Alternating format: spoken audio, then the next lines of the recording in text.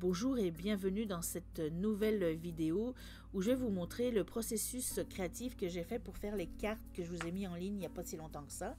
Alors il va d'abord falloir du papier, de l'eau, des encres en spray que moi j'ai pris les Délusions, mon gesso, de la colle, un bloc d'acrylique pour tampon, un essuie-tout, des lingettes, mes néocolores. Je vais aussi avoir d'eau en spray et d'une tranche pour couper. Alors, et bien sûr, très important, mes visages. Alors, j'ai une petite technique pour les visages parce que dessiner 10 visages, c'est pas mon point fort, les visages. Donc, tout au long de l'année, je fais des visages sur un cahier pour m'entraîner.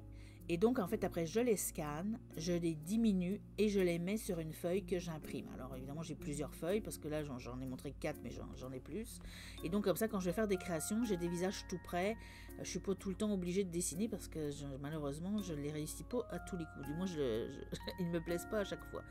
Donc là, je découpé le visage que je voulais pour cette carte. Ensuite, je prends la hauteur pour pouvoir couper mon papier à la bonne hauteur. Une fois que c'est fait, je vais prendre mon bloc d'acrylique et prendre mes encres en spray. Je vais mettre un petit peu d'encre dessus et je vais vaporiser de l'eau par-dessus et étaler au pinceau. Et ensuite, je vais venir poser délicatement mon papier sur mon bloc. J'appuie pas très très fort parce que si on appuie tout d'un coup, ça va faire juste une grande tache.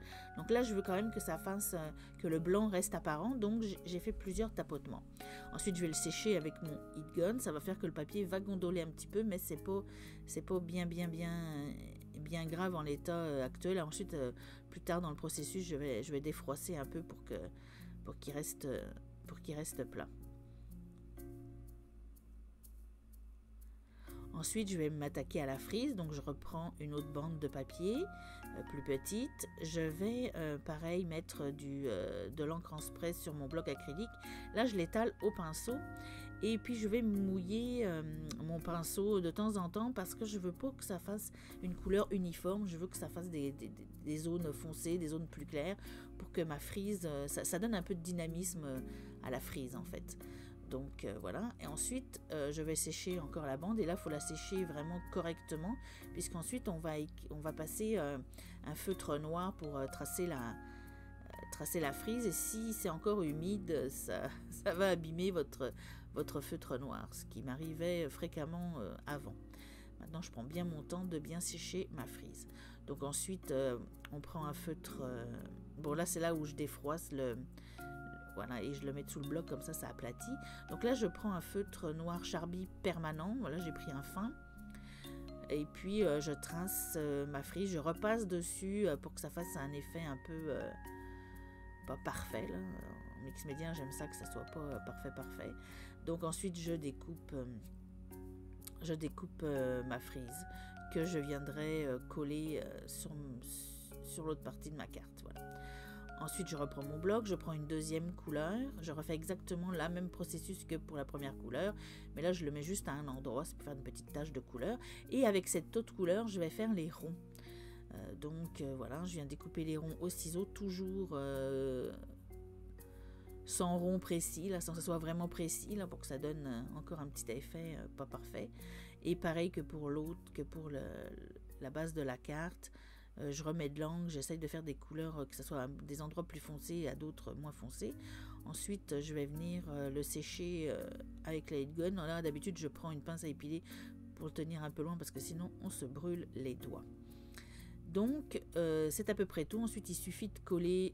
ensuite, il y a le visage. Alors, le visage, je repasse du gesso dessus parce que souvent, je modifie un élément qui me plaît pas trop, la bouche ou les yeux. Par exemple, là, elle avait des sourcils un peu en accent circonflexe. Donc, je vais passer du gesso par-dessus pour l'effacer, pour le faire une forme un peu plus arrondie, parce que c'est ce que j'avais envie de faire aujourd'hui. Donc, je passe du gesso sur les zones. Et ensuite, avec un crayon feutre, je viens redessiner ce qui me plaisait pas ou ce que je veux accentuer. Là, par exemple, je vais rajouter aussi des cils. Ensuite, je vais aussi prendre mes néocolores, puis je vais venir lui ajouter des pommettes et aussi du rouge à lèvres. enfin, du rose à lèvres là, plus précisément. Donc ça je le fais avec mon Neocolor que je viens gratter sur ma plaque, mon bloc acrylique, avec un petit peu d'eau, et avec un pinceau je vais venir colorier les pommettes et la bouche. Ensuite il suffit juste de coller tous les éléments ensemble, et pour que ça reste bien droit, je recolle sur un cardstock craft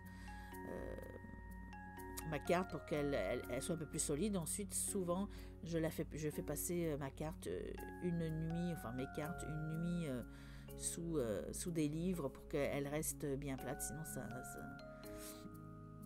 ça fonctionne pas trop. Donc voilà, j'espère que ça vous a plu. À bientôt dans une prochaine vidéo. Au revoir.